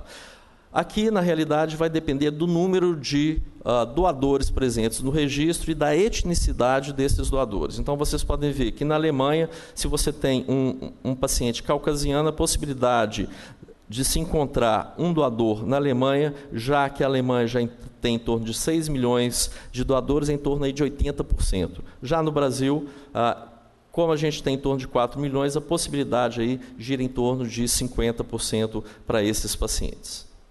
E qual que é a importância do sistema HLA? O sistema HLA, para cada incompatibilidade do sistema HLA, a gente perde 10% de sobrevida. Esse já é um trabalho um pouco antigo, mas com este trabalho a gente sabe que o HLA é muito importante. Quanto mais compatível, melhor a sobrevida desses pacientes. Em relação ao cordão umbilical, pois bem, o primeiro cordão umbilical foi realizado em 88. Aqui está 20 anos depois, mas celebramos ano passado 30 anos do primeiro sangue de cordão umbilical. Eu tive a oportunidade de trabalhar desde 1995 com a professora Gluckman, no qual, logo no início dos transplantes de sangue de medula óssea, utilizando sangue de cordão umbilical, nós publicamos no New England que o número de células transplantadas era importante e também que o sistema HLA era importante, porém permitia um certo grau de incompatibilidade. Porém, essa paciente é uma paciente adulta e a gente sabe que o número de células é importante para o sucesso do transplante. E a gente sabe que o número de células por quilo de paciente é importante, como um adulto que pode ter 70, 80 quilos vai poder receber um cordão. Alguns anos atrás, então, inventou-se a possibilidade de se transplantar 2 cordões em uma paciente. E o que a gente pode ver aqui são resultados dos Estados Unidos. É o duplo transplante de sangue de cordão. São cordões que vêm de mães, né, de bebês diferentes, para se poder transplantar um paciente adulto pelo número de células. Então, a gente pode ver que o duplo cordão já tem resultados semelhantes aos transplantes não aparentados ou mesmo aos transplantes HLA compatíveis. Pois bem, essa paciente não foi submetida a um transplante de sangue de cordão. Uma das razões também, no Brasil, é um transplante de alto custo, porque uma unidade de sangue placentário custa em torno de $20 mil. Ela teria que receber 2, somente o transplante seria o enxerto, $40 mil para ser importado, para ser transplantado nesse paciente, sabendo que nós temos, o SUS paga um transplante total, incluindo o transplante, os 2 cordões, a gente tem em torno aí de $10 mil a $20 mil. Então, só o preço destes 2 cordões já seria muito alto em relação ao próprio transplante. Pois bem, e qual a solução para essa paciente? Então, a gente falou do transplante haploidêntico. O transplante haploidêntico foi iniciado nas décadas 80 e 90, com seleção de células T ou depressão, a depressão de células T ou seleção positiva de células CD34, porém, mais recentemente, de 10 anos para cá, novas estratégias sem a depressão de células T, como o uso de vários imunossupressores, essa é uma estratégia chinesa que foi adotada também na Itália, e mais recentemente o uso da ciclofosfamida pós-infusão das células-tronco. Teve-se no início muito medo de fazer isso, de injetar uma quimioterapia após a infusão das células-tronco, porém o que foi visto é que na expansão dessas células T, a ciclofosfamida, na realidade, impede essas células T de se proliferarem e de se ativarem, e ainda mais utilizando um inibidor de calcineurina, que é a ciclosporina, que é usada em transplantes. E o que foi visto é que este transplante atualmente tem resultados semelhantes a outros tipos de transplante. Essa paciente, então, ela tinha a mãe e o pai, ela era de um casamento do pai e da mãe, não tinha outros irmãos, porém o pai casou-se novamente com vários outros irmãos. E aí, na realidade, vocês podem ver que o pai tinha um haplótipo azul, esta filha, que era a paciente doente, tinha um haplótipo azul, e tinham 2 outros filhos do pai com a madrasta que dividiam o mesmo haplótipo. E, então, nós resolvemos analisar esses 2, quer dizer, nós fizemos o HLA de todos os 4 irmãos, meio-irmãos, e escolhemos aquele irmão que era o mais jovem. Então, vocês podem ver que a paciente, ela divide o mesmo haplótipo com o meio-irmão. E este meio-irmão, então, foi utilizado para ser o doador do transplante. Como é feito o transplante alogênico? A gente faz uma quimioterapia, injeta as células tronco, tanto da medula óssea, quanto do sangue periférico, quanto do sangue de cordão num catéter, isso não é uma cirurgia. Essas células vão se enxertar na medula óssea, e o tempo da pega da medula óssea vai depender do tipo de células e da dose que a gente usa. Essa prevenção da doença do enxerto contra hospedeiro é feita logo no início do transplante, a partir do dia -3, assim como a prevenção das infecções.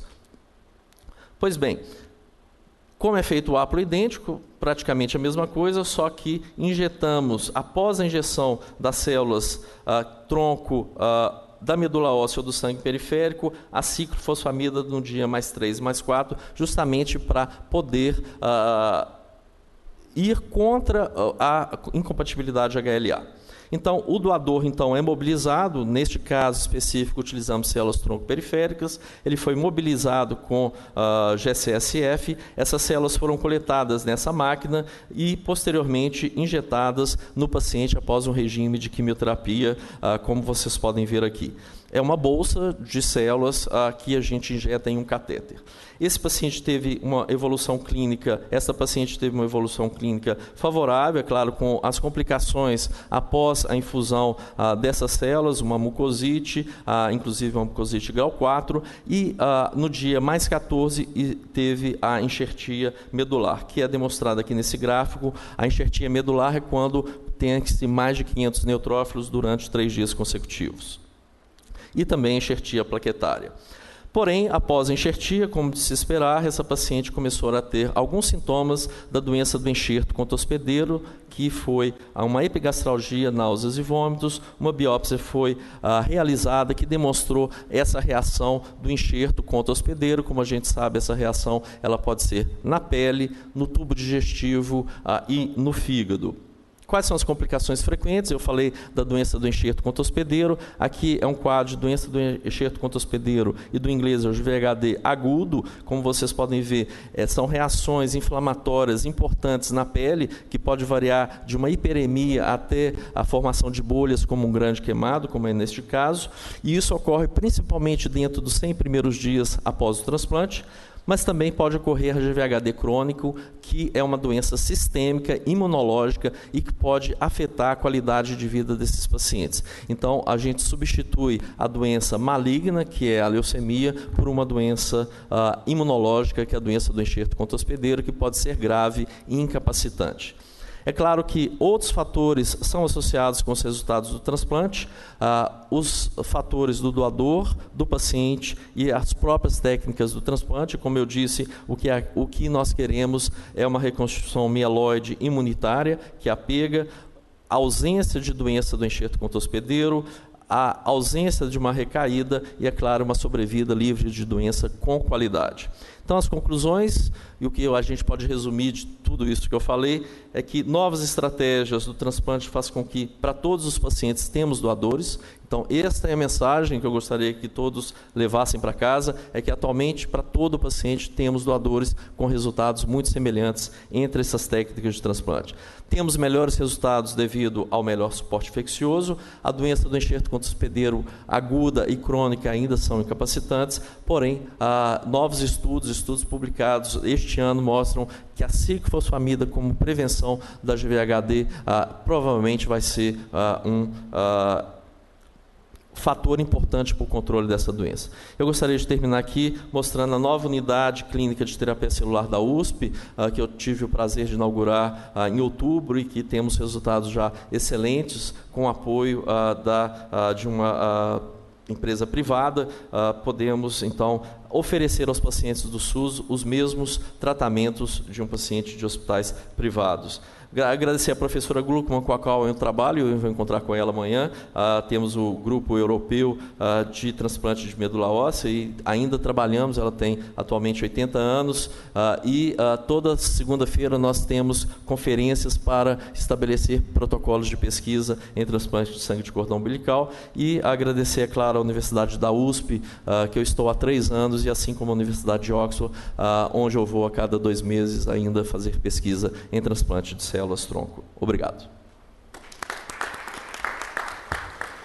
Obrigado, professor Wanderson.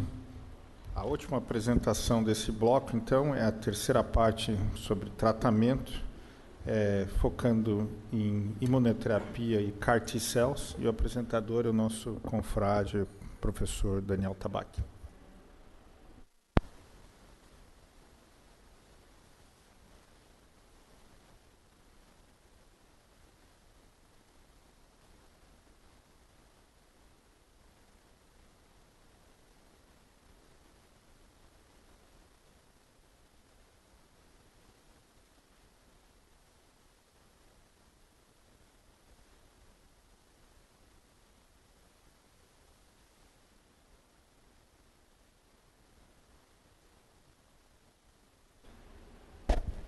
Boa tarde a todos mais uma vez.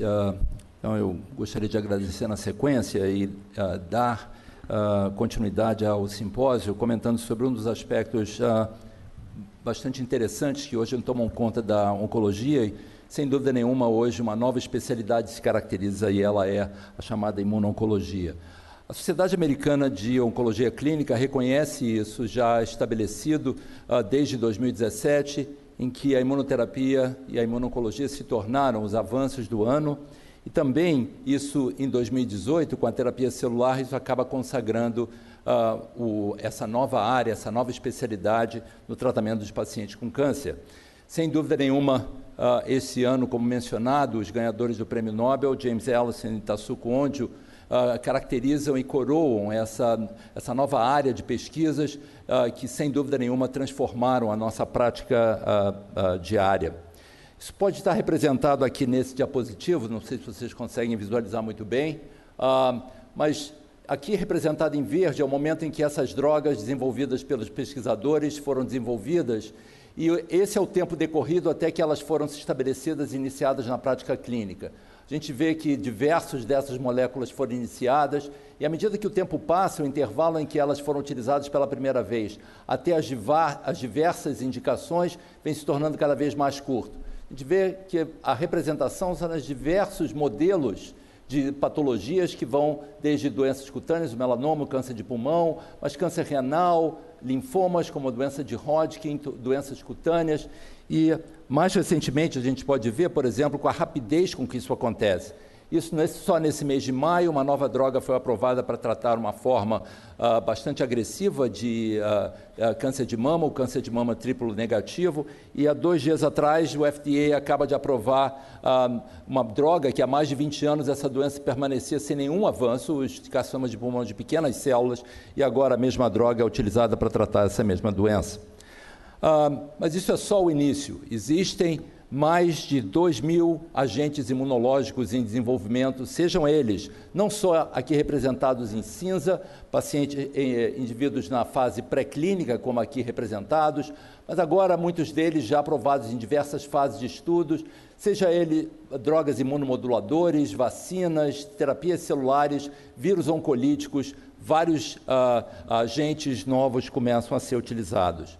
De fato, esse processo, isso já foi apresentado aqui algumas vezes, a história se inicia com esse jovem cirurgião William Coley, que apresentou a estratégia de tratar um paciente, esse foi o seu primeiro paciente com câncer de um sarcoma de cabeça e pescoço, que foi tratado, ali a gente consegue ver a tumoração, ele foi tratado com, não sei se a gente está com algum problema aqui, ups, talvez fosse melhor a gente passar para esse aqui, porque a gente não passa para esse aqui.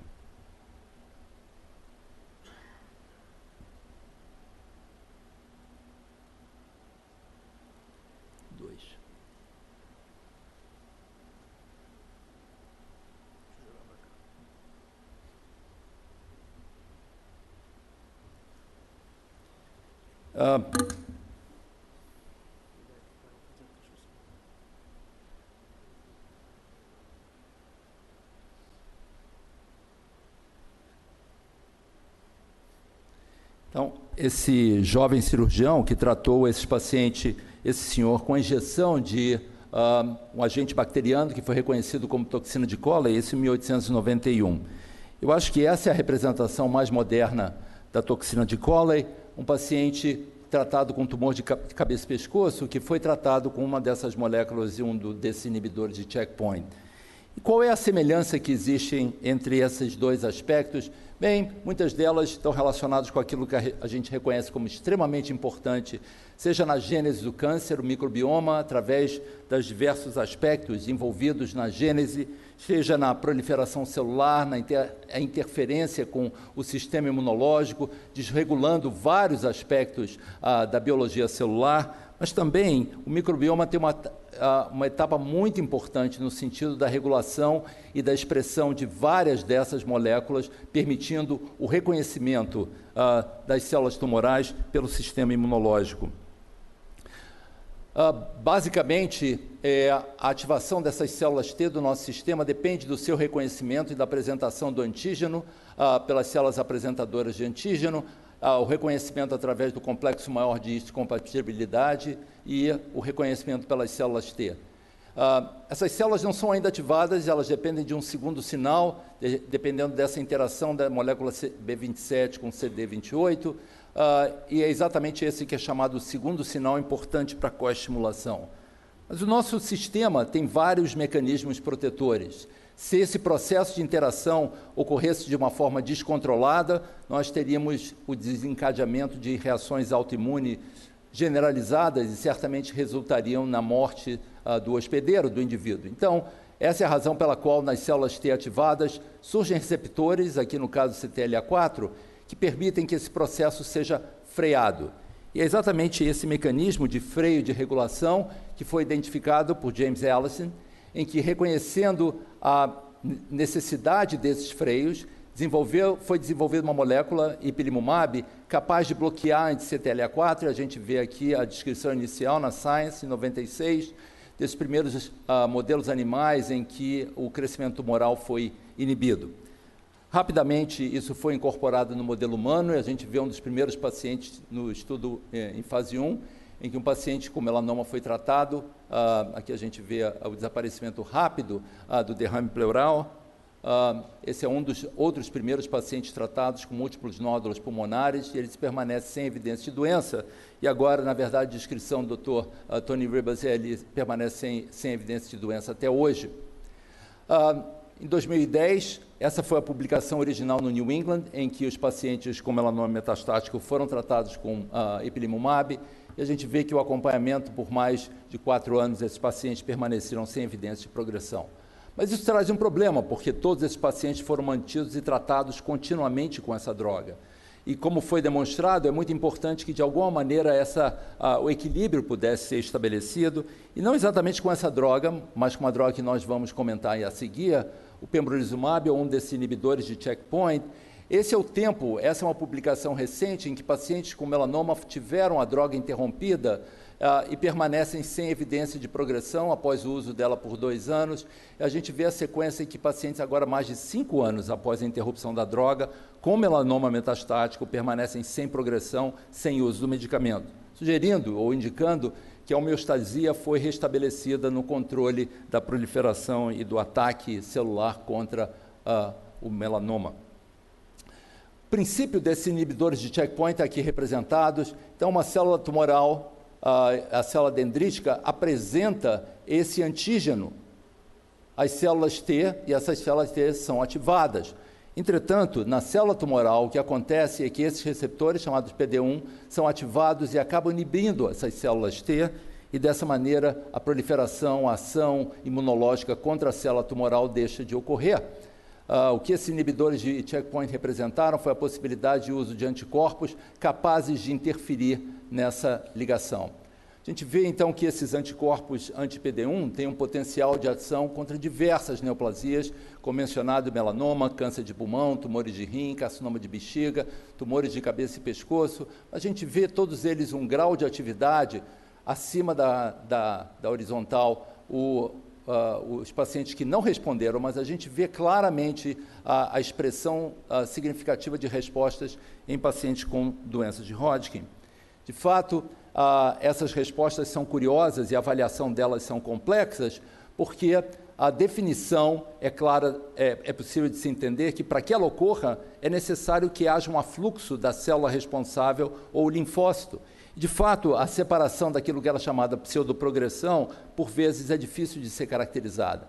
Então, esse é um exemplo de um paciente com tumor de cabeça e pescoço que, após o início do tratamento, apresenta um flare e, progressivamente, com a continuidade do tratamento, a lesão tumoral desaparece. Esses são alguns dos outros exemplos em que não só a lesão pode aumentar, mas também lesões novas podem aparecer, fácil de entender diante do afluxo de células imunologicamente competentes que é deflagrado a partir da estimulação por essas vias e a inibição desses agentes, desses inibidores de checkpoint. A gente vê claramente que é possível precocemente haver um aumento e progressivamente o desaparecimento das células.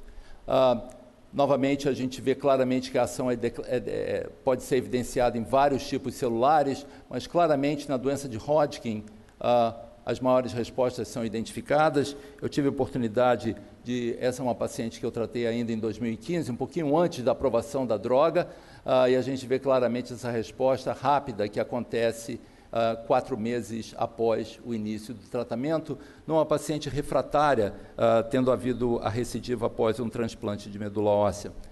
A razão pela qual os pacientes com doença de Hodgkin têm uma resposta tão importante é que essa expressão de PDL1, que na verdade confere um prognóstico negativo, ela é expressa de uma forma muito importante, já que essa manifestação, a representação molecular dessa alteração cromossômica identificada por fluorescência, o 9p24, é expresso e amplificado em pacientes com doença de Hodgkin.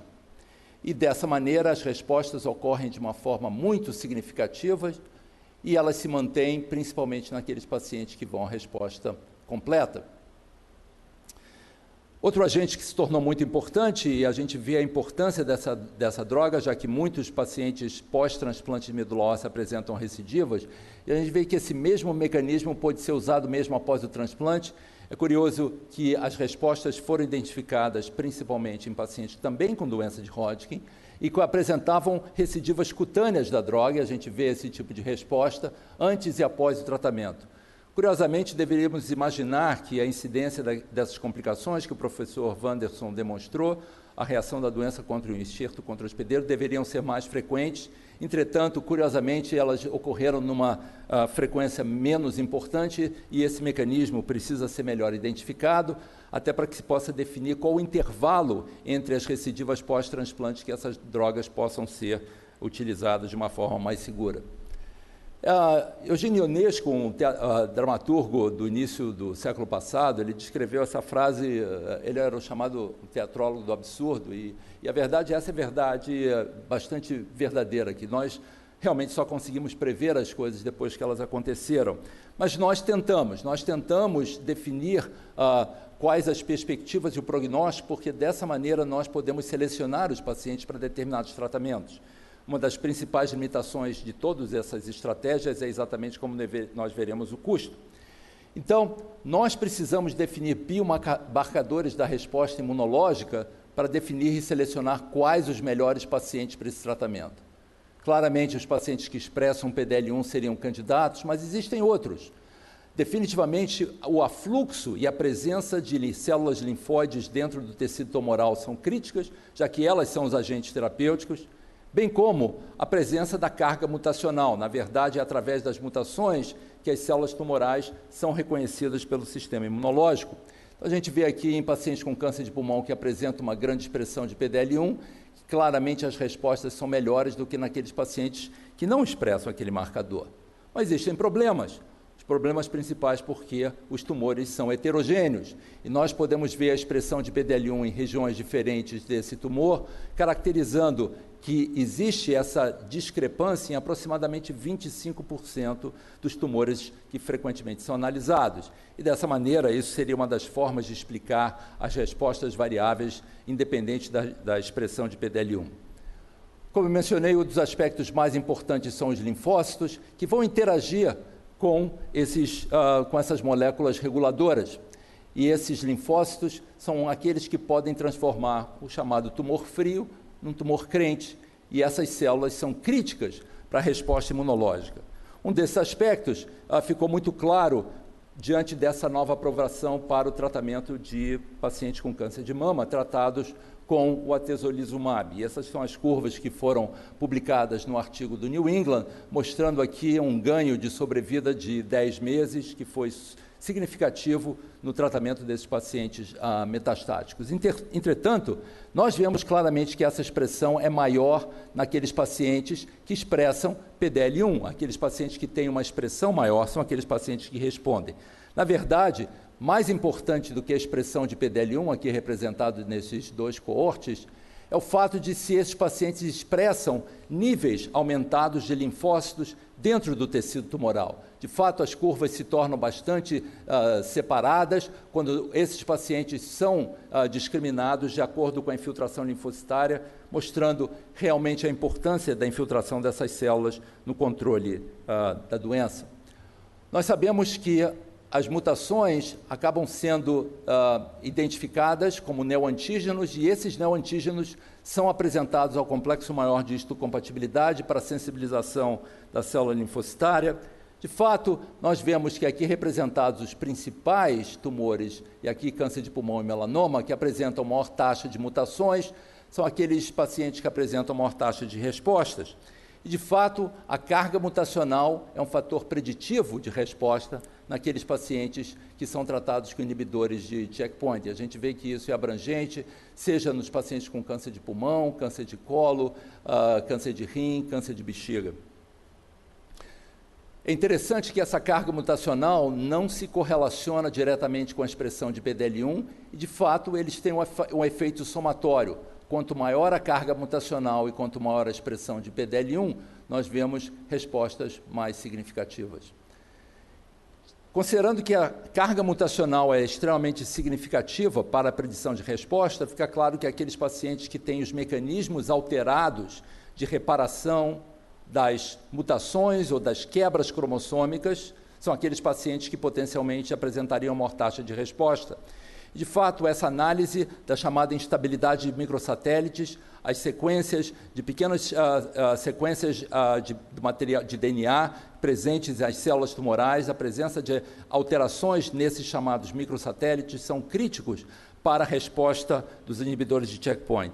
E como o professor Auro mencionou, talvez no futuro nós tenhamos um modelo diferente de tratamento em que não serão tratadas as doenças, mas as alterações moleculares. E essa foi a primeira demonstração em 2017 do uso dos inibidores de checkpoint em pacientes que apresentavam a deficiência de reparação à instabilidade de microsatélites. A gente vê que essas respostas se manifestaram num grupo diferente de pacientes que apresentavam instabilidade. Essa é a taxa de resposta em pacientes de diferentes naturezas tumorais, mas que apresentavam exatamente essa instabilidade e que determinou, diante dessa estabilidade dessas respostas e dessa publicação na revista Science em 2017, uma primeira aprovação do FDA, em que uma droga foi aprovada para o tratamento de um defeito genético, independente do tipo tumoral. E isso foi extremamente importante. Mas, como foi mencionado, a relação, o valor da droga depende dessa relação custo-benefício, e quando nós falamos de custo, nós falamos de efeitos colaterais, e essas drogas têm um preço. Obviamente, nós estamos tirando os freios do sistema imunológico e, dessa maneira, uma série de reações autoimunes passam a ser estabelecidas, sejam o aparecimento de hipofisite, hipotireoidismo, vitiligo, cardite, pneumonite, nefrite, colites. A prática oncológica mudou e hoje a incorporação multidisciplinar de vários especialistas é fundamental quando nós vamos tratar esses pacientes com esses bloqueadores de checkpoint. Outro aspecto muito importante que regula a resposta a esses inibidores de checkpoint é exatamente a flora intestinal, a microbiota, como foi mencionado.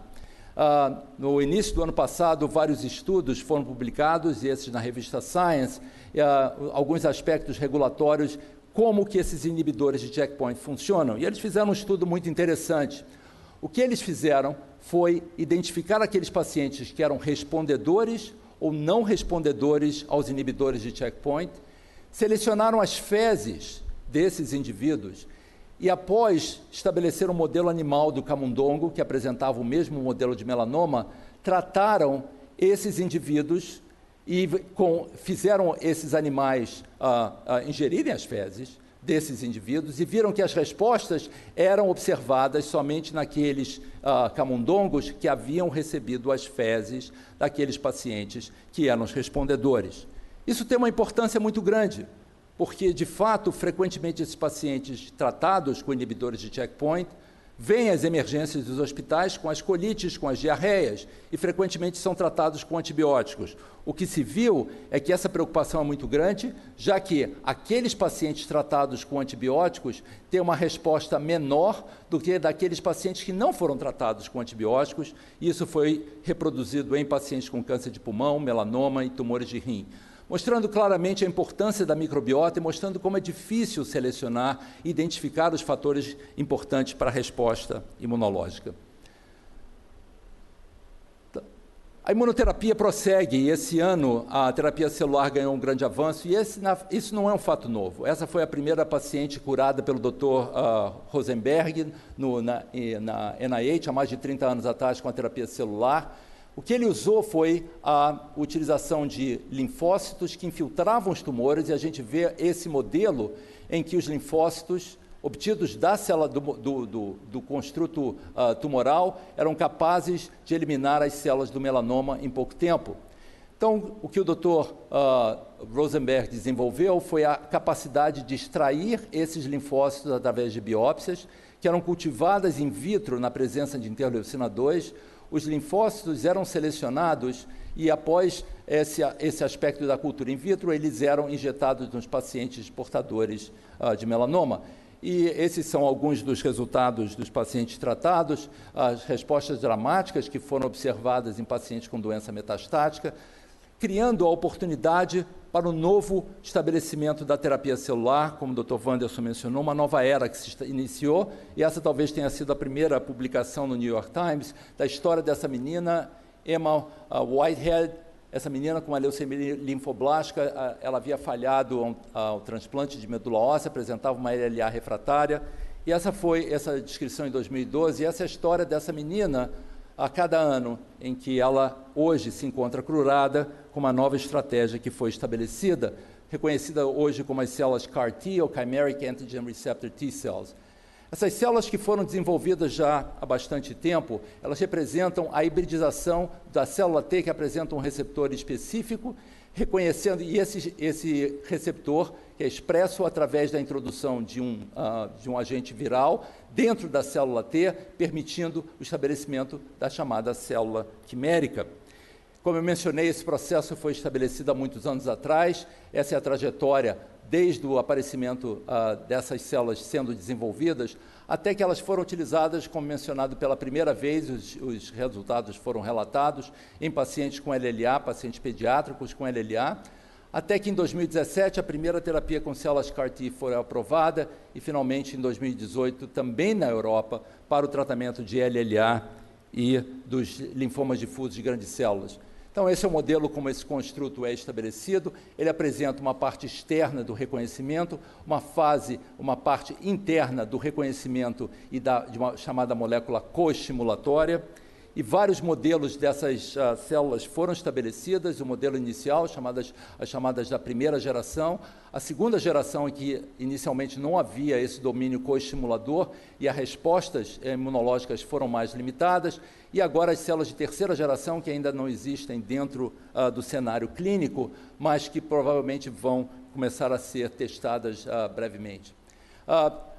As vantagens desse reconhecimento específico, talvez uma daquelas mais importantes que eu gosto de mencionar, é o fato de que, enquanto na relação tumoral e a célula T normal existe a necessidade do reconhecimento através do complexo maior de histocompatibilidade, o reconhecimento específico desse antígeno dispensa o complexo de histocompatibilidade e, assim, é possível vencer essa tolerância imunológica e a possibilidade de ter esse efeito das células T potencializadas através das células, das moléculas coestimuladoras. Pelo fato dessas células serem derivadas do mesmo indivíduo, a possibilidade de autoimunidade está reduzida e a possibilidade de se utilizar uma única infusão. Esse é o modelo que é utilizado, em que as células são coletadas, enquanto elas são transduzidas, o paciente é submetido a uma linfodepressão no sentido de favorecer a implantação dessas células. Esses pacientes, então, são infundidos, existe esse período de hospitalização, ele costuma ter alta. Obviamente, a coisa não costuma ser tão simples assim como aqui demonstrado, porque, obviamente, existem várias complicações que vão ser demonstradas a seguir. O fato é que esses produtos foram aprovados e a grande dificuldade, eu diria, em relação a isso é de fato, pronunciar o nome de cada um desses produtos. De fato, eles são impronunciáveis, muitas vezes eles são reconhecidos pelas indústrias farmacêuticas que os produzem. A gente vê que a diferença entre o produto da Novartis e da Kite se deve, entre outras coisas, ao agente viral que é utilizado para fazer a transdução e o fato de que os estudos pivotais foram diferenciados para a aprovação dessas células. Inicialmente aprovados o produto da Novartis para tratamento da LLA, mas mais recentemente para o tratamento do linfoma difuso de grandes células. Então, essa foi a primeira terapia gênica que foi aprovada. O indivíduo recebe as células como se fosse numa bolsa, depois dessa produção que leva aproximadamente 3 semanas. E esses são os primeiros resultados, foram publicados agora e atualizados no New England no final do ano passado. Todos esses reconhecendo são pacientes como aquela menina, pacientes que apresentam doença refratária ao tratamento convencional e ao transplante medula óssea, pacientes que estavam destinados a falecer e hoje que a gente pode observar com mais de 2 anos de segmento, a sobrevida já ultrapassa mais de 50%, com resultados realmente muito impressionantes. As recidivas acontecem e, curiosamente, elas acontecem em pacientes que não expressam esse CD19, algumas dessas células perdem a expressão, outras células recidivas acontecem com a expressão do CD19, mostrando que outros mecanismos de resistência começam a se desenvolver. O outro aspecto que eu gostaria de ressaltar é exatamente no tratamento do linfoma difuso de grandes células B. Um grande avanço aconteceu ao longo dos últimos anos, em que a maioria desses pacientes pode ser curados. Entretanto, para aqueles pacientes que apresentam recidivas, o resultado da sobrevida é extremamente limitada. Axi-Cell é esse segundo produto que foi aprovado para tratamento de pacientes com linfoma difuso de grandes células. Esse é só o modelo e vou bypassar esse aspecto. E só para mencionar, a imagem fala por si só. Esse é um dos primeiros pacientes descritos no estudo no Zuma Trial, em que isso foi apresentado em 2016, a gente vê claramente o efeito dessas células pelo PET. Rapidamente as células desaparecem e elas permanecem em remissão. Esses são os modelos mais a estabilização desses resultados e eles foram atualizados recentemente. Mas existe um problema um problema grave em relação a isso, que o custo está associado a efeitos colaterais. Muitos desses pacientes desenvolvem uma síndrome inflamatória, e uma síndrome inflamatória caracterizada principalmente por efeitos sistêmicos. Esses pacientes são tratados em unidades de terapia intensiva, mas uma delas muito característica é esse aparecimento dessa toxicidade neurológica. Ela aparece rapidamente, o paciente desenvolve afasia e várias outras complicações. A gente vê que a escrita desse paciente rapidamente se deteriora. Frequentemente, esses pacientes têm a sua toxicidade associada a hemorragias no sistema nervoso central, e a gente vê que a reação inflamatória está associada à hemorragia, à transsudação de células para fora do vaso. E dessa maneira nós precisamos de várias formas para aumentar essa aplicabilidade. Obviamente, uma delas é o controle dessa toxicidade. Felizmente, já existem várias estratégias nesse sentido, e a maioria dos pacientes conseguem ultrapassar essa fase complexa. Vários ensaios clínicos em todo o mundo, e a gente vê aqui despontando a China, o número de ensaios clínicos em alguns aspectos é maior do que na América do Norte, e não só com células CAR, mas fundamentalmente porque agora essas células não só vão ser utilizadas para tratar doenças hematológicas, mas também para tratar tumores sólidos. De fato, isso já vem sendo feito há algum tempo. Essa é uma publicação do New England de 2016, em que essas células foram introduzidas dentro do sistema nervoso central para o tratamento de pacientes com glioblastoma refratário, e algumas das respostas foram dramáticas em pacientes que receberam células T modificadas com um outro tipo de receptor para o tratamento de recidivas no sistema nervoso central. Custo.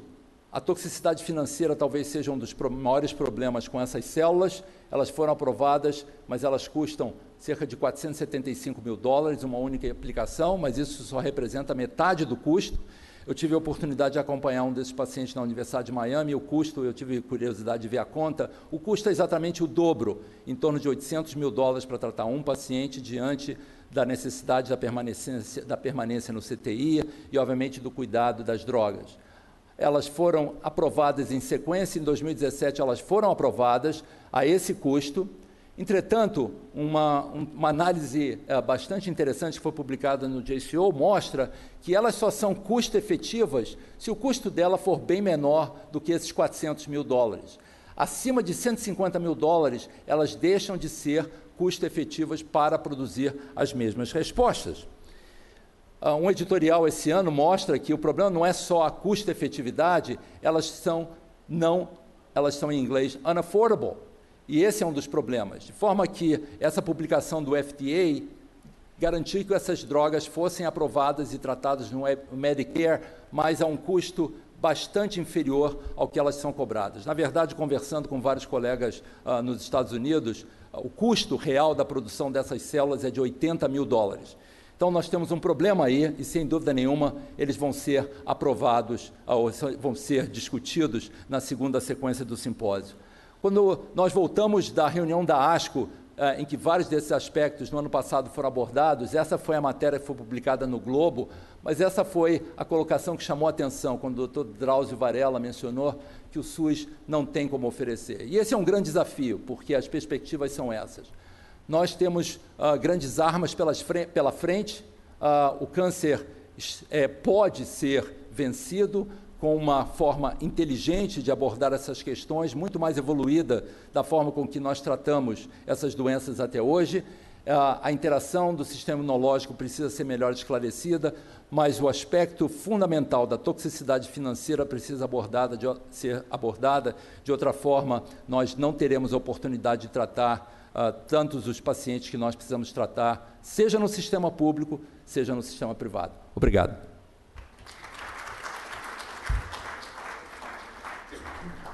Muito obrigado, acadêmico Daniel Tabac.